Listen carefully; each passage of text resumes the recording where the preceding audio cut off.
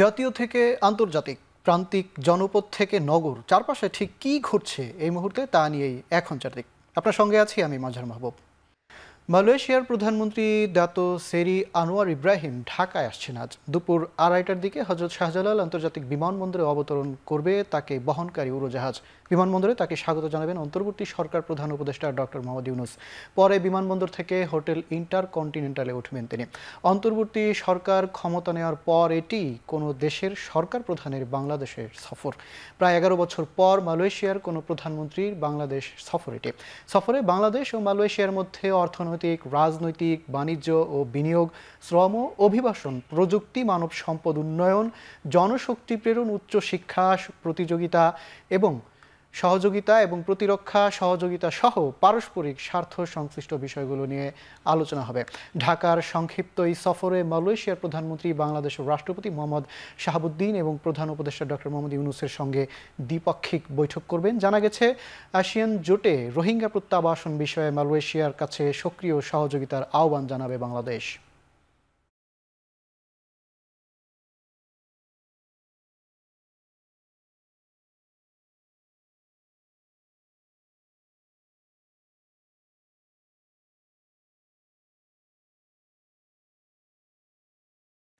টানা বৃষ্টি ও ভারত থেকে নেমে আসা পাহাড়ি ঢলে শেরপুরের ভোগাই ও চিল্লাখালী নদীর পানি বিপদসীমার ওপর দিয়ে প্রবাহিত হচ্ছে। এতে জেলার 40 গ্রামের নিম্নাঞ্চল প্লাবিত হয়েছে। ভোগাই নদীর পানি নালিতাবাড়ি পয়েন্টে বিপদসীমার 56 সেন্টিমিটার ও চিল্লাখালী নদীর পানি বাতকুচি পয়েন্টে বিপদসীমার 525 সেন্টিমিটার ওপর দিয়ে প্রবাহিত হচ্ছে। এতে ভাঙন দেখা দিয়েছে মহারশী নদীর 3টি স্থানে। এদিকে বৃষ্টি ও পাহাড়ি ঢলের পানি প্রবেশ করছে ঝিনাইগাতী উপজেলা শহরে। এতে ডুবে গেছে প্রধান শহর, বাজারের অলিগলি ও অফিস সহ বিভিন্ন শিক্ষা প্রতিষ্ঠান। আকস্মিক ঢলের পানিতে প্লাবিত হওয়ায় বিপাকে পড়েন স্থানীয় বাসিন্দারা। রাতভর বৃষ্টিতে প্লাবিত হয় নিম্নাঞ্চলের প্রায় অর্ধ শতাধিক গ্রাম। এখনও বৃষ্টি চলমান থাকায় নদ নদীর পানি বৃদ্ধি অব্যাহত রয়েছে।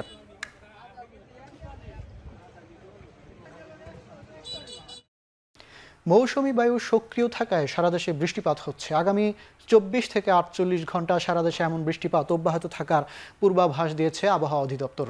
সকালে নিয়মিত ব্রিফিংয়ে কথা জানান আবহাওয়াবিদ বজলুর রশিদ। বলেন, দেশের উত্তর পূর্বাঞ্চল অর্থাৎ ময়মনসিংহ ও সিলেট বিভাগে বেশি বৃষ্টি হতে পারে।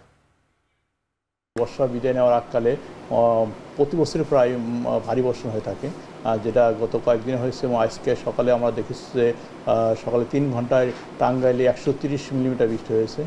তাছাড়া ময়মনসিংহ আপনার 120 মিলিমিটার বৃষ্টি হয়েছে। বিশেষ করে দেশের উত্তর পূর্ব অঞ্চল ময়মনসিংহ, সিলেট, রংপুর এইসব জায়গাতে অতি ভারী বর্ষণ ইতিমধ্যে হয়েছে। আর এটা হচ্ছে যেহেতু মৌসুমী বায়ু সক্রিয় রয়েছে এবং এর প্রভাবটা আগামী আরও 2-3 দিন থাকবে। তবে দক্ষিণ অঞ্চলে বৃষ্টিটা কিছু কম থাকবে, তবে দেশের উত্তর পূর্ব অঞ্চল এবং উত্তর পশ্চিম অঞ্চল বৃষ্টিটা বেশি থাকবে। এখন চারদিকে নিচ্ছি ছোট্ট একটা বিরতি, ফিরছি একটু পরেই।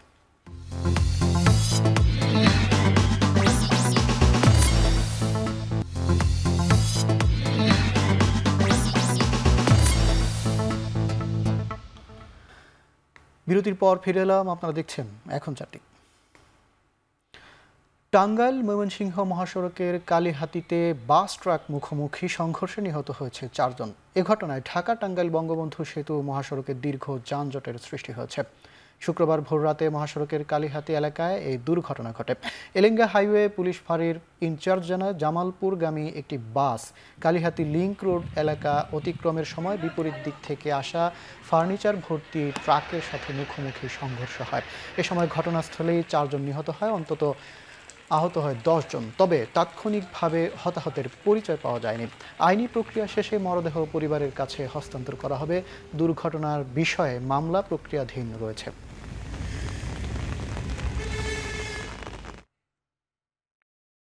ডিমের বাজারে অভিযান পরিচালনা করছে ভোক্তা অধিকার সংরক্ষণ অধিদপ্তর। সকালে রাজধানীর কারওয়ান বাজারে এই অভিযান পরিচালনা করে সংস্থাটি।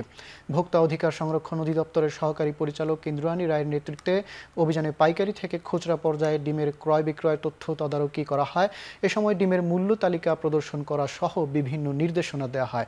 বাজারের স্বচ্ছতা নিশ্চিতের ওপর জোর দেওয়ার কথা জানিয়ে অভিযান পরিচালনাকারী দল জানায়, বাজারে তদারকিতে সবসময় মাঠে থাকবে জাতীয় ভোক্তা অধিকার সংরক্ষণ অধিদপ্তর।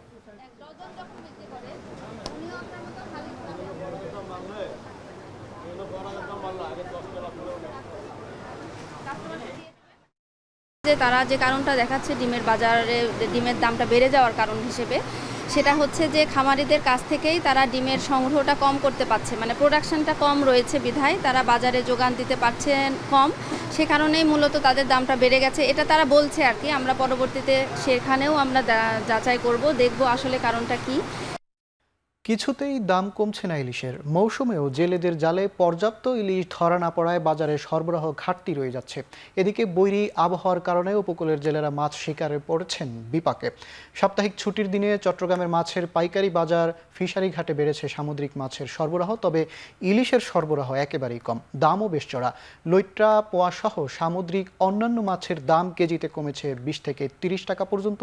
বরিশালের বাজারে গত সপ্তাহের তুলনায় আকার ভেদে মন প্রতি ইলিশের দাম 2 থেকে 3 হাজার টাকা কমলেও বেড়েছে এলসি সাইজের মাছের দাম।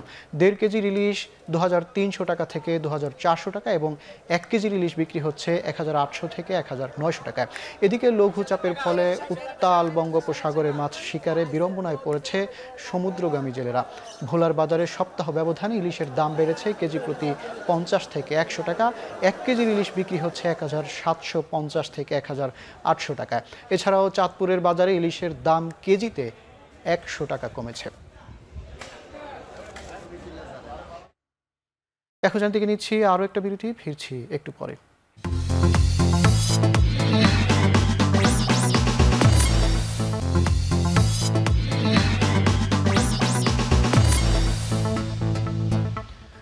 বিরতির পর ফিরে এলাম আরও একবার। আপনারা দেখছেন এখন চারদিক।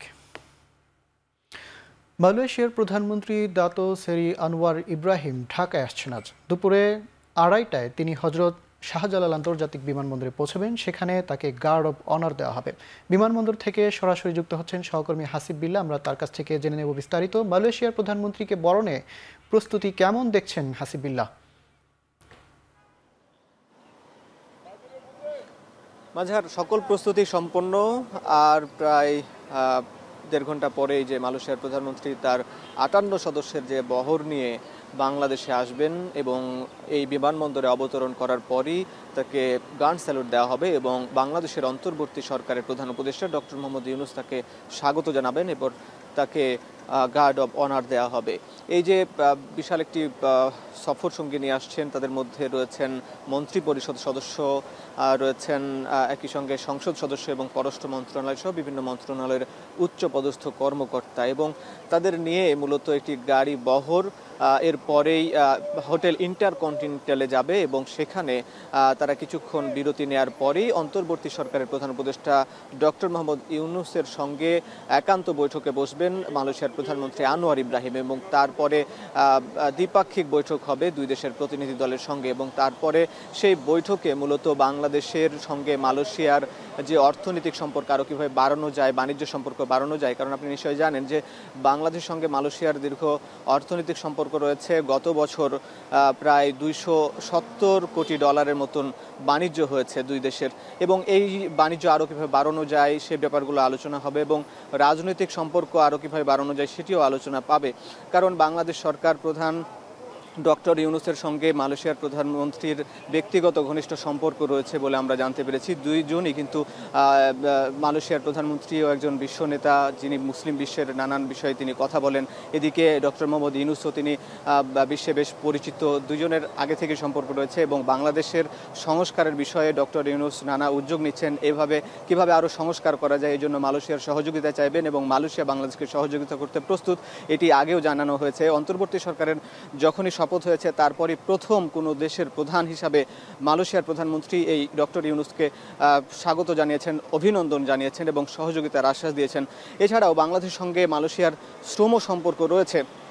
সেই বিষয়টি কিন্তু গুরুত্ব পাবে, কারণ মধ্যপ্রাচ্যের পর মালয়েশিয়া একমাত্র দেশ যেখানে বাংলাদেশের সবচেয়ে বেশি শ্রমিক যায়। বাংলাদেশ থেকে প্রায় 10 লাখের মতন শ্রমিক মালয়েশিয়ায় কাজ করেন। মালয়েশিয়ায় যত শ্রমিক কাজ করে, অর্থাৎ প্রায় সেখানে 20 লাখের বেশি শ্রমিক কাজ করে, তার মধ্যে অর্ধেকই বাংলাদেশের। তো সেখানে বাংলাদেশি শ্রমিকদের নানান জটিলতায় থাকেন। সেই জটিলতায় বিভিন্ন ভিসা জটিলতা সহ আরও নানান জটিলতা, সেগুলো আরও কীভাবে কাটানো যায় সে ব্যাপারগুলো আলোচনায় স্থান পাবে। এবং এরপরে তারা দুজনেই প্রেস ব্রিফিং করবেন এবং তারপরে সেখান থেকে রাষ্ট্রপতির কাছে যাবেন এই মালয়েশিয়ার প্রধানমন্ত্রী। রাষ্ট্রপতির সঙ্গে কিছুক্ষণ বৈঠক পরে তারপরে আবার আজ এই সন্ধ্যায় এই ঢাকা আন্তর্জাতিক বিমানবন্দর থেকে আবার এই সফর সঙ্গীরা সহ সবাই মালয়েশিয়ার উদ্দেশ্যে ঢাকা ত্যাগ করবেন। এই ছিল মাঝার মাহবুব সবশেষ পরিস্থিতি। এবার আন্তর্জাতিক প্রসঙ্গ। লেবাননে বৃহস্পতিবার দিনভর 20টি হামলা চালিয়েছে ইসরায়েল। এতে প্রাণ হারিয়েছেন কমপক্ষে 37 জন। দেশটির দক্ষিণাঞ্চলে ইসরায়েলি সামরিক বাহিনী হামলা জোরদার করায় দেশ ছেড়ে পালাচ্ছেন সাধারণ মানুষ। বিমানবন্দরে বিধিনিষেধ থাকায় দেশে আটকে পড়া নাগরিকরা হন্যে হয়ে খুঁজছেন দেশ ছাড়ার উপায়। ইসরায়েলি গণমাধ্যমের দাবি, বৈরুতের দক্ষিণাঞ্চলে হিজবুল্লাহর শীর্ষ নেতা হাশেম সাফিউদ্দিনকে হত্যা করতে গোষ্ঠীটির গোয়েন্দা সদর দপ্তরে হামলা চালানো হয়। প্রতিরোধ যুদ্ধ চালিয়ে যাচ্ছে হিজবুল্লাহ। বৃহস্পতিবার 230টিরও বেশি রকেট হামলা চালিয়েছে গোষ্ঠীটি। সঙ্গে ইরাক থেকে ইসলামিক রেজিস্ট্যান্স বাহিনী ড্রোন হামলা চালিয়েছে ইসরায়েলের দক্ষিণাঞ্চলে, যদিও হতাহতের কোনো তথ্য পাওয়া যায়নি। এদিকে ইসরায়েলের হুমকি সত্ত্বেও লেবানন থেকে শান্তিরক্ষীদের সরিয়ে নেওয়া হবে না বলে জানিয়েছেন জাতিসংঘ শান্তিরক্ষী প্রধান। অন্যদিকে যুক্তরাষ্ট্রের প্রেসিডেন্ট বলছেন, মার্কিন সেনাদের মধ্যপ্রাচ্য কোনো যুদ্ধ পাঠাবে না ওয়াশিংটন। টাইফুন ক্রাথন আঘাতের পর ঘুরে দাঁড়ানোর চেষ্টা করছে তাইওয়ানের জনগণ। দ্বীপরাষ্ট্রটিতে পুনরায় চালু হয়েছে সব ধরনের প্রতিষ্ঠান। শক্তি কমে যাওয়ায় টাইফুন থেকে নিম্নচাপে পরিণত হয়েছে ক্রাথন, যার প্রভাবে ভারী বৃষ্টিতে বন্যায় প্লাবিত দক্ষিণ পশ্চিমাঞ্চলীয় দুটি অঞ্চল। বিদ্যুৎ বিচ্ছিন্ন অনেক ঘরবাড়ি, সুপেয় পানির অভাবে রয়েছেন প্রায় 1.5 লাখ বাসিন্দা। ধ্বংসস্তূপ সরাতে 4 দিনের কর্মসূচি হাতে নিয়েছে 2 অঞ্চলের সরকার। এছাড়া শুক্রবার থেকে পুনরায় কার্যক্রম শুরু করেছে বিমানবন্দর ও উচ্চগতির রেল নেটওয়ার্ক। তাইওয়ানের পূর্ব উপকূলে টাইফুন আঘাত হানার ঘটনা নিয়মিত হলেও এবার আঘাত হেনেছে পশ্চিম উপকূলে। তাই টাইফুন ক্রাথন বিরল হিসেবে অভিহিত করেছেন আবহাওয়াবিদরা। জেফ বেজোসকে টপকে ইতিহাসে প্রথমবারের মতো শীর্ষ ধনকুবের তালিকায় দ্বিতীয় অবস্থানে মার্ক জাকারবার্গ। ব্লুমবার্গ বিলিয়নিয়ার ইন্ডেক্সের তথ্য বলছে, বর্তমানে জাকারবার্গের সম্পদ ছাড়িয়ে গেছে $20,600 কোটি। দ্রুত উত্থানের পেছনে কাজ করেছে পুঁজিবাজারে মেটার মূল্য বৃদ্ধি। চলতি প্রান্তিকে 23% দর বাড়ায় বর্তমানে মেটার শেয়ার বিক্রি হচ্ছে ইতিহাসের সর্বোচ্চ $582। মেটা ছাড়াও ক্যালিফোর্নিয়া ভিত্তিক প্রতিষ্ঠান মেনলো পার্কের 13% মালিকানা রয়েছে মার্কের দখলে। শুধু চলতি বছরে প্রতিষ্ঠানটির বাজার মূল্য বেড়েছে $7,800 কোটি।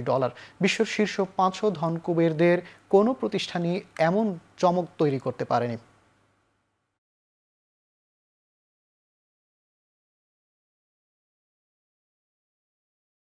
দেশের মাটিতে সাকিব আল হাসানের টেস্ট থেকে অবসরের ব্যাপারে এবার ইতিবাচক মন্তব্য করলেন ক্রীড়া উপদেষ্টা। নারী টি-20 বিশ্বকাপ দেখতে সংযুক্ত আরব আমিরাতে গিয়ে আসিফ মাহমুদ সজীব ভূঁইয়া জানান, ব্যক্তিগতভাবে তিনি চান সাকিবের মতো একজন খেলোয়াড় দেশের মেয়েটাতেই থাকুক।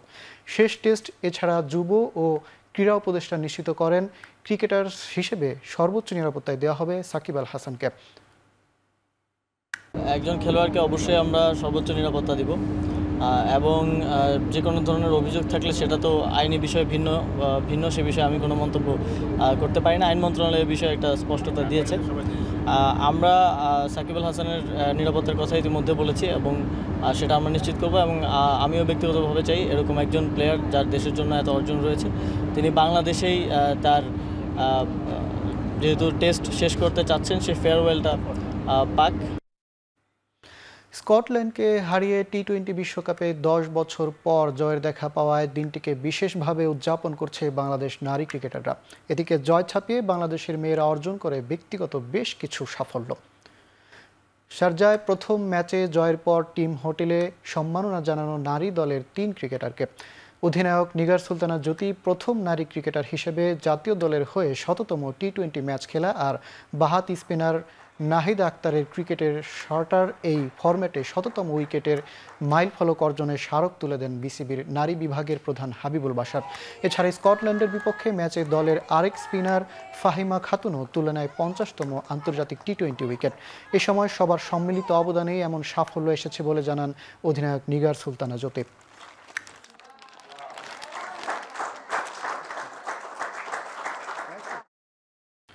শেষ করছি এখন চারদিক। এখন টেলিভিশন ওয়েবসাইটে দেখতে ভিজিট করুন www.ekhon.tv, ফেসবুকে ভিজিট করুন facebook.com/tv.ekhon, ইউটিউবে সার্চ করুন youtube.com/c/ekhon tv।